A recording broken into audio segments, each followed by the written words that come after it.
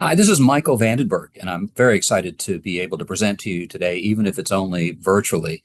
What I'd like to do today is try to add something to your conference on mining by thinking a little bit about some developments with artificial intelligence and the role of information in artificial intelligence that might be pretty valuable in the long run, and that also begin to trigger some thoughts about what the governance world looks like in this day of a swinging pendulum of federal regulatory authority and real differences among the states. So, where is governance on environmental and energy issues in this era, and how does that relate to artificial intelligence? So, come along for the ride, and I hope you find it interesting. I'm going to do something that I don't typically do in a talk like this, which is to go through a whole bunch of the core questions that our interdisciplinary research team here at Vanderbilt is wrestling with right now. We have a team that includes physicists, social psychologists, lawyers, AI experts, an economist, and others. And that gives us a chance to look at problems in a really different way from what you might be used to in a pure legal setting or a pure engineering setting. And so let's get started with that. So, what I'd like to talk about is the ways in which non-intrusive, non-regulatory efforts can begin to reduce the costs and energy demands and environmental impacts of artificial intelligence. And I'll start with the notion that increases in energy demand from artificial intelligence are projected to be very large. That's not a new point to anyone. And that those energy demand projections are then providing the justification or basis for major investments in power supply and transmission and the fuels that supply power. Then, in turn, energy demand projections are raising significant electricity energy costs. There's some discussion about costs going up 10 to 20% for many retail consumers around the country, and a debate will occur over the next year or two about the source of those cost increases. But that's on many people's minds right now. Now, energy demand projections are also providing the justification for the repeal of regulatory standards and goals regarding many of the environmental issues that are quite popular with the American public. So, a question we ask is, how can research begin to better understand these issues, and can it help us find ways that are not intrusive, that are often not regulatory, but they can get us to a place where we meet the deep preferences of the American population for clean air and clean water, while at the same time enabling the artificial intelligence race that we're in right now to continue, and the benefits of artificial intelligence to begin to seep through the entire American economy and the population as well. So those are the questions that we're trying to wrestle with right now. So how do we do that? What do we bring to the table that's different that I think you'll find interesting? Well, the focus of almost all of the public debates and of researchers and policymakers is on how we increase the supply of electricity. How can we provide enough electricity as quickly as possible so that we can enable AI to achieve its goals and to win the race around the world, to be the leading country on AI related issues? But that's a simple focus on one question. And once we just focus on supply, we might be missing a lot of other, even more viable options, or at least ones that can be consistent with a focus on supply as well. And to do that, what we need to do is to say we need to not only focus on supply, but we need to focus on the amount and timing of demand as well. And that might include concepts like load management or load shedding. And there are many other terms out there that can be used. But the key is, don't just assume a certain amount of supply and then scramble to figure out how to satisfy that supply. Any smart, efficient, objective system is also going to question how much demand will we really get? What are the implications for changing the amount, timing, and type of demand? And that's a large part of what we do. We try to think a little differently about AI energy use by thinking about the demand side, not just the supply side. And as we know, when you dig in further, and I'll show you a slide on this, historically, energy demand projections have often been off, and they've typically been off to the high side. And that's probably because of over optimistic estimates about economic growth, as well as a very deep-seated set of incentives that utilities have to invest more in the future. They are heavily criticized and possibly even sanctioned if they fail to meet peak load demands. And they also get a return on their capital investments. So they have a built-in incentive to invest on the high side or project on the high side. And what we have to ask ourselves is, are the current estimates of AI energy demand growth accurate? And they may well be. We may get very substantial growth, and we certainly see projections of as much as the whole country of Japan's electricity use being added to the global grid in the future, and very large increases in many states in the United States as well. But the first question we have to ask is, how accurate are those projections, and how do they compare to the projections that occurred when we had the internet boom before and many other prior periods where there were projections of large electricity increases? And so that's just an opening question. Let's be thoughtful about those projections for energy demand, and let's be smart about that, because they have enormous implications for how we build out the electric generation system, how we supply it, how we build out transmission, et cetera. What we're trying to do in the work that we do is to use these interdisciplinary teams to think about whether there are non-intrusive, cost-effective, feasible responses, even in this turbulent era, to increase, to affect energy demand increases, to shape its timing, amount, and total type of demand of electricity use. And as a part of that, if we move past the idea that government is going to regulate to require that, which seems very unlikely, if instead we ask, well, do some AI firms have incentives to distinguish themselves based on the efficiency of their systems, their energy costs, and their environmental impacts? And if they do, then those firms might compete on those issues as well, more than they are right now. In addition, we know that AI investors have poured remarkable amounts of capital into AI. And along the way, they're going to expect a return on their investments. Where will that return come from? Some of it ultimately will come from corporate and retail customers, and those corporate and retail customers then will become more sensitive, very likely, to the energy costs and energy efficiency of the AI systems that they use. In addition, we know that many AI users care not only about costs, but they care about environmental impacts as well, which are widely supported in the American population.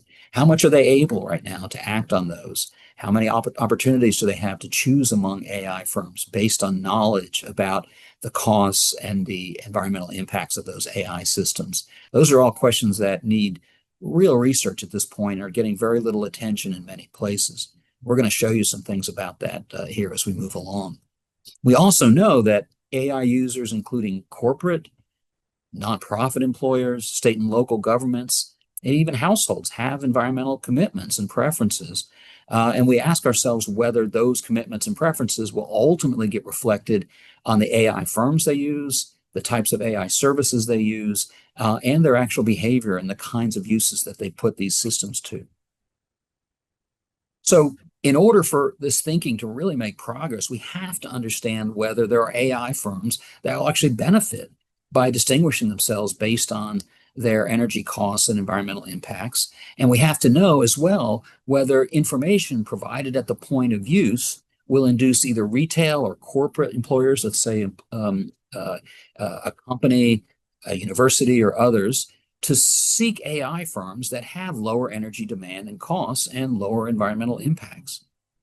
We also need to know whether some shifts in behavior will actually yield less energy use and lower environmental impacts. And will they do that at a scale that anyone would care about? Are these just minor, trivial changes? Or in the aggregate, if we add them by 100 or 300 million Americans or a couple billion people around the world, will they actually matter?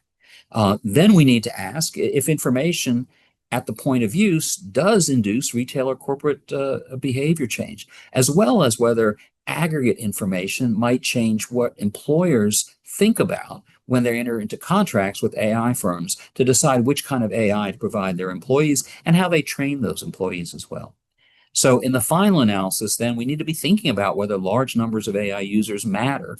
And that could range everywhere from how school children are used or taught to use AI. Are they taught to use it in ways that will reduce the costs to their school systems and therefore provide more resources for books and other learning material?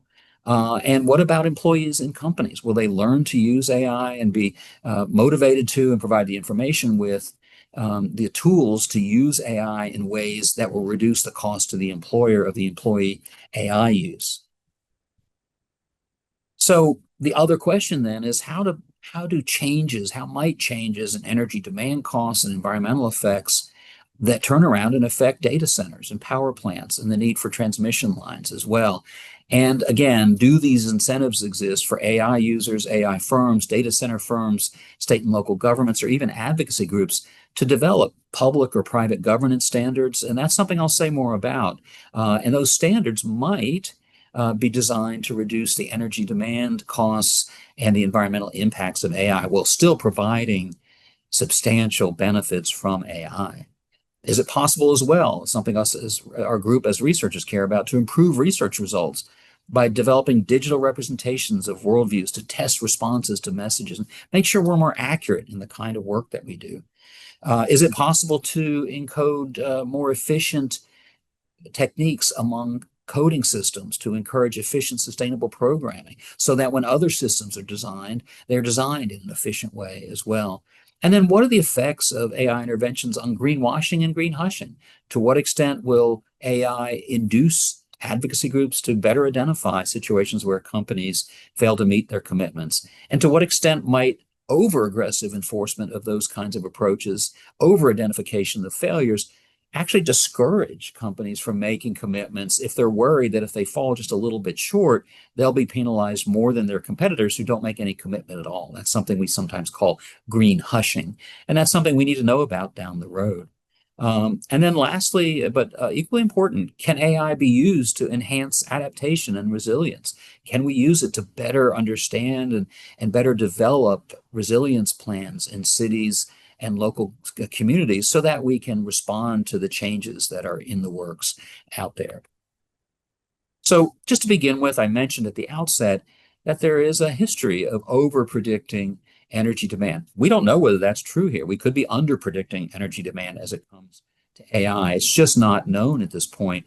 But what we need is very thoughtful, very objective, very careful research, not a knee-jerk reaction that just assumes the high end of demand and then spends enormous amounts of capital building the infrastructure to supply that demand. Instead, we need to think very carefully about what the history of over-predictions of demand might mean for what the accuracy of current projections might be. And this is just an example from Michael Wara's group at Stanford that shows what that history has looked like over time. And as you can see, demand projections have tended on the high side. Again, that doesn't mean that that's going to occur with AI, but it means that a smart, objective approach to this might save us much of the capital investment we might otherwise make here. We need to be thoughtful and careful about this.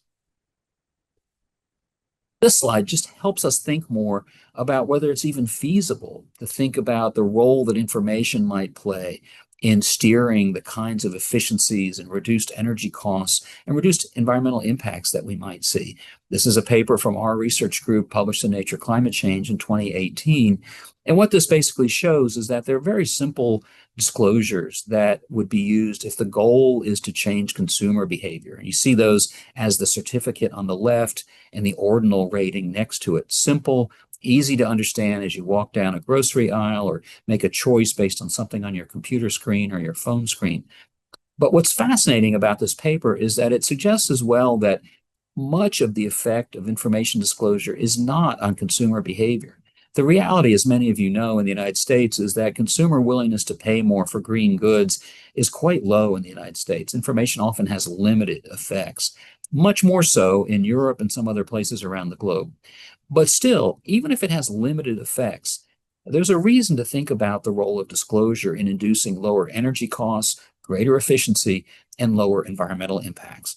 And that's because when companies are induced to look at their supply chains and their operations in order to disclose the emissions associated with their products, what they often find is great efficiencies. And the best example of that is Walker's Crisps in England, which is the largest maker of what we would call here in the US potato chips. When it was induced by the Carbon Trust in England to look at its footprint for its potato chips, it found that it was buying potato chips by the pound. And by buying potato chips by the pound, it was incentivizing farmers to dig the potatoes when they were wet, store them in humidified warehouses, and then sell heavy potatoes, which of course Walker's Crisps then had to dry out before they could actually turn them into potato chips. So there we had a simple mechanism for purchasing a commodity that turned around and caused inefficiency, higher cost, and higher environmental impacts. And those kinds of findings are occurring when companies feel some pressure, some incentive to disclose the environmental footprint of their products. To do that, what we might want, if our target here is corporate improvements in efficiency and reductions in cost, is to focus on the two labels on the right, which provide actually a quantitative disclosure of the emissions associated with the products. And now we have a greater incentive by the company to actually calculate those emissions and find those efficiencies because it's going to disclose them on its products. So that's the core message of that 2018 paper, which is still relevant today. Another question that I often get when we work on these topics is, why even think about individual corporate behavior or individual household behavior? Isn't it just 1% of the problem? But for many of the problems that we face today on the efficiency side and on the environmental side, we confront what we think of sometimes as the 1% problem, which is that any one solution is only going to be 1%. In law, it's what we call a de minimis problem. And yet solutions to the problem require an aggregation of many, many, many 1% problems. So we can't dismiss 1% problems. A great example of that might be light bulbs. It's easy to think that you're changing a single light bulb doesn't matter. And that's probably right. But 330 million Americans or 110 million American households changing light bulbs, that matters. And if you think I'm just blowing smoke here, let's take a look at this graph. And what this graph suggests, based on an analysis by an economist, Lucas Davis, suggests that in the United States, we had the first downturn in per capita electricity use since the Second World War, roughly a decade ago. And that downturn, interestingly enough, correlates beautifully with the uptake of LED light bulbs in American households.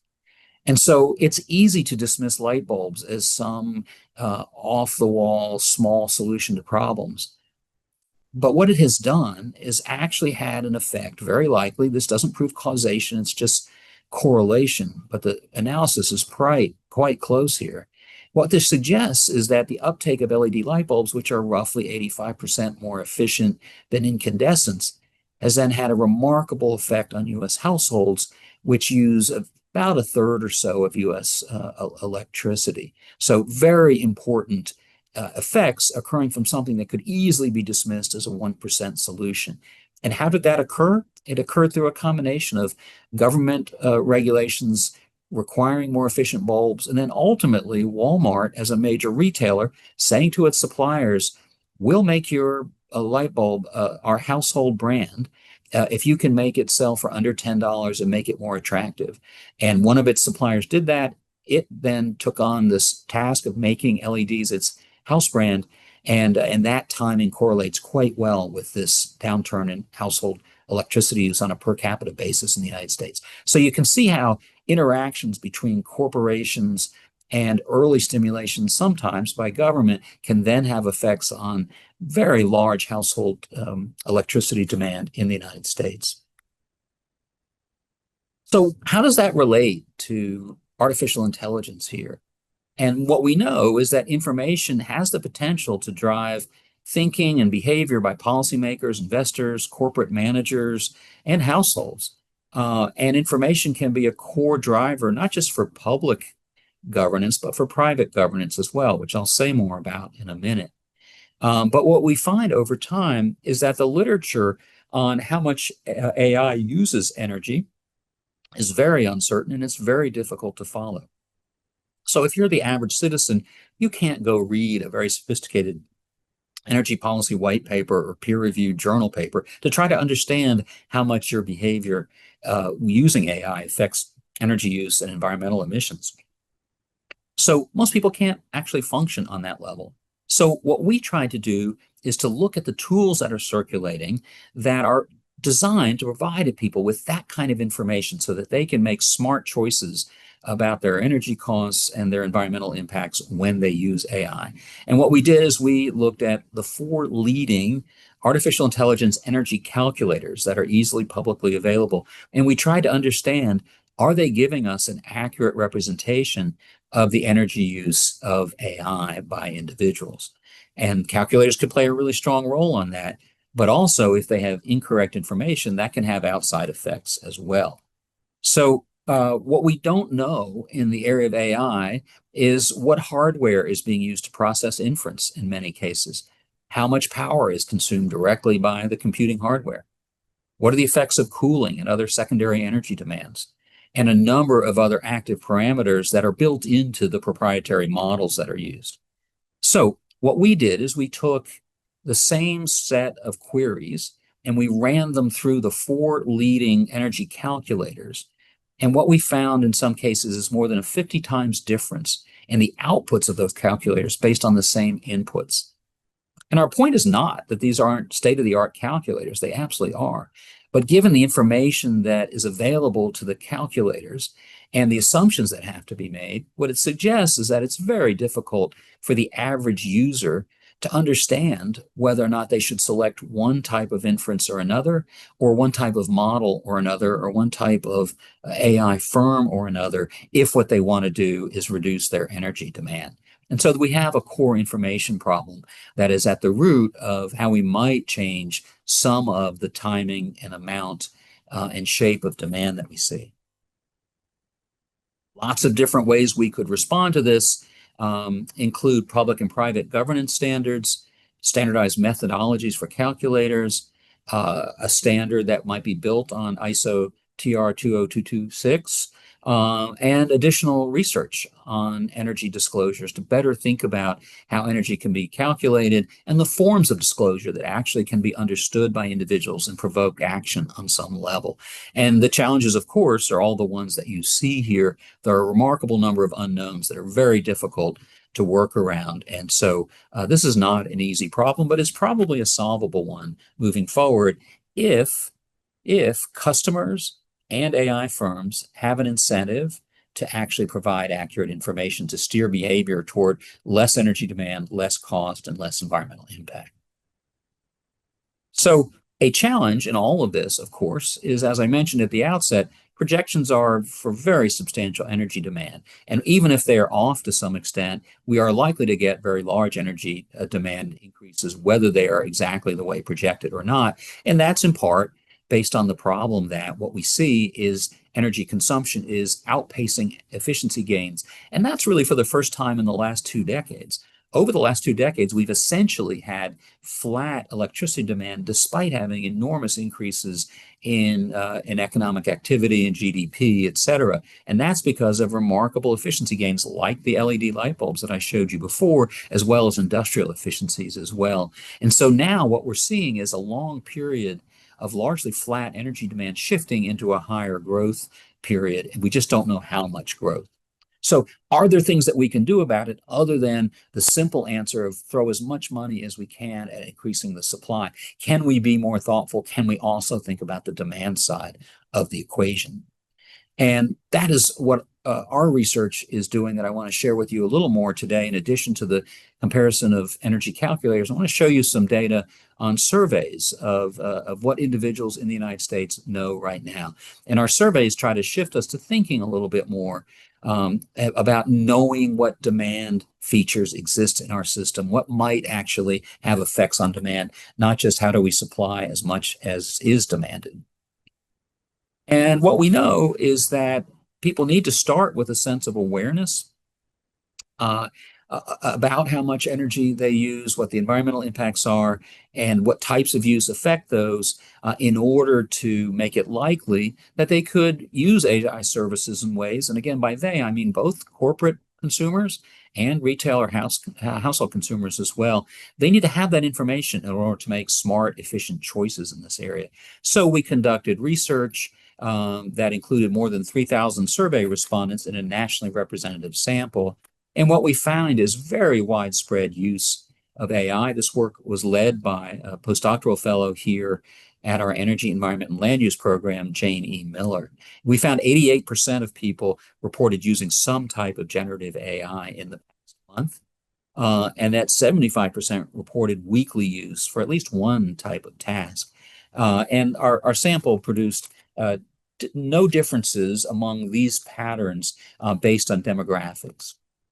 So what we did find is a remarkably low level of knowledge about electricity use and environmental impacts of AI. If you aggregate those who don't know anything plus know something slightly versus somewhat, you find that roughly 40% of the American population is not fully aware that AI even uses electricity in the first place. So think about that for a second. 40% of the population doesn't have a good grasp on the fact that AI is using electricity. So how is it in a position to make smart, self-serving, even efficient choices about its AI use? And we see low levels of understanding about environmental effects as well. That includes a wide range of different potential environmental effects. But again, the core finding here is that there is limited understanding in the public. Now, that's a shortcoming for where we stand right now, but it's an opportunity if what we want to do is lower the energy demand, lower the costs, and lower the environmental impacts of AI, because it means that there's an opportunity to provide information. And then the question will become, when we provide that information, does providing that information actually change corporate or household behavior? And we can't address that at this point, but we can say that the starting point is there, which is that behavior does have large effects on demand, and demand matters, and people lack information about that demand. And so the kinds of information that might be provided would be which models actually have the lowest cost and lowest environmental impacts. Are there times of day that the services can be used? We know that the electricity supply system is generated and structured in ways to ensure that it can provide electricity at the periods of peak demand. And good research by others has shown that it may only be 2 or 3 hours during the entire year that the peak demand occurs, and that the entire system has to be built out to make sure it can meet that peak demand. So a question that is now being explored by others is whether or not the contracts between AI firms and data centers and electric utilities can provide for reduced use or load flexibility during those peak demand periods. But there's no reason that we couldn't also be thinking about the same phenomena when it comes to corporate and household users of AI. Are there times of day or times of year when there's less demand on the data centers and we might put less stress on the electric grid, therefore less need to build out the power generation and transmission system, therefore lower costs for everyone? Also, we could ask whether there are token efficient interactions that might be built into our systems to reduce energy demand as well. Challenge there is getting concrete information about those impacts, getting information about the timing and repetition of disclosure necessary to affect demand side calculus, and how information should be framed so it actually has an effect. Those are the kind of issues that are really exciting to think about if our goal is to reduce the energy costs, energy demand, and environmental impacts of full access to the AI benefits that are just over the horizon. So these are just some summary points. You've already heard me talk about this, but this is essentially telling us, look, there is an opportunity here for non-intrusive, feasible ways to achieve the goals I just mentioned, even in this very turbulent era of a swinging pendulum of government policy. There are non-intrusive ways that can appeal broadly across the population that are information-driven and freedom-enhancing ways to induce less stress on energy costs and demand and the environment. So one way to go about that is to think about the notion of private governance, which is a concept that our lab here at Vanderbilt has been a leader on now since we launched the concept about 15 years ago. And the idea is that often what's happening today, as we've been through a period of real stagnation on the legislative side, we haven't had a major new pollution control statute since the Clean Air Act amendments of 1990. We've had minor ones, but no pollution control statute of a major significance. So what's happened instead is the unorganized and organized interests that typically lobby government are often now just bypassing government altogether and lobbying firms and investment firms and banks and insurers and others. And those are causing market reactions of various sorts. And what are the drivers of this private sector action, this private governance? They are performing the role, this private governance is performing the standard functions or roles of government, but it's doing so through the private market system. It's happening in part because the EU and other international regulatory pressures haven't gone away. In some cases, they're ramping up. And much of the most successful US business activity occurs also among companies that have done a great deal of business in Europe and Asia and around the world. And they're getting pressure to develop various different ways to reduce their energy costs and environmental impacts. Also, the financial benefits of efficiency drive a lot of corporate behavior in this area. Our study showed as well that supply chain pressure matters. We published a paper a few years ago that showed that 80% of the 10 largest firms in 7 global sectors are imposing supply chain contract requirements on their suppliers. And so what we have developed around the world is not a government law system necessarily on these issues. It's a private contracting governance system that bypasses international boundaries. And it does so because companies find it to be in their own interest economically to impose environmental requirements on their suppliers, something I'll show you a slide about in just a minute. Retail customer pressure also matters, as I mentioned earlier. Employee recruitment pressure may be the largest pressure on AI firms right now. They can't survive if they can't recruit the most talented engineers and programmers, et cetera. And many of them care deeply about these energy costs and environmental issues. And then lastly, as I'm sure you know, investor, lender, and insurer pressure is an important piece of the current private governance framework. So how does this get manifested? An example would be certification standard systems. 20% of all the fish caught for human consumption around the world are certified by the Marine Stewardship Council, which was formed when Unilever, the largest seller of fresh fish at the time, joined up with the World Wildlife Fund to fill a gap in what the international system was not doing to preserve the sustainability of fish. So if you go to a McDonald's and you get a fish fillet, or if you go to Walmart and or Sam's Club and you buy fish, you're going to see an MSC label. And that label suggests that those fisheries can last over an extended period of time, even though government didn't step in and do something. We also see, and I'm sure this affects the mining industry as well, the growth of community benefit agreements. To site new facilities, very often, government regulatory requirements aren't the only driver of governance. Often the local community, for its approvals, is insisting on essentially a contract to provide certain environmental benefits or disclosures. And we're seeing this in all kinds of siting around the United States right now. That's a form of private governance as well. Private sector actors performing traditionally governmental functions. And then I mentioned supply chain contracting provisions, and let's just take a look at that now. So we published a paper in the Iowa Law Review this summer that asked the question, why are corporate managers insisting on supply chain contracting requirements from their tier 1 and tier 2 suppliers? And if you look at this slide, what you see is A is the corporate buyer. And any of us who took Corporate Law 101 know that there's a legal boundary around the supplier, or rather around the company that's buying goods.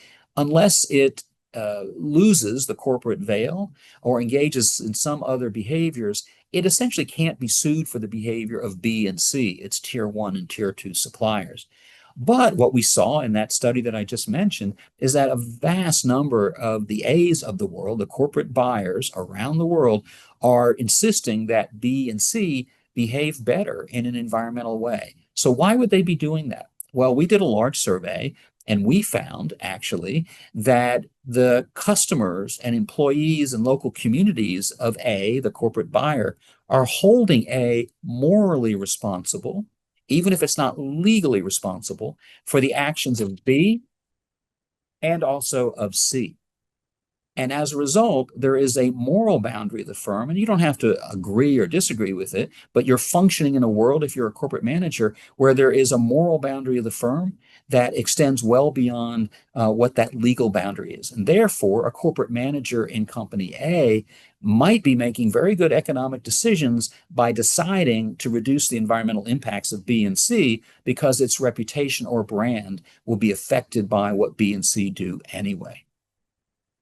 We also here at Vanderbilt have research that by my colleague J.B. Rule that's looking at the uses of our AI in managing the cascading impacts of extreme heat events, on interdependent critical infrastructure systems and using machine learning and digital twin technology to understand those cascading effects.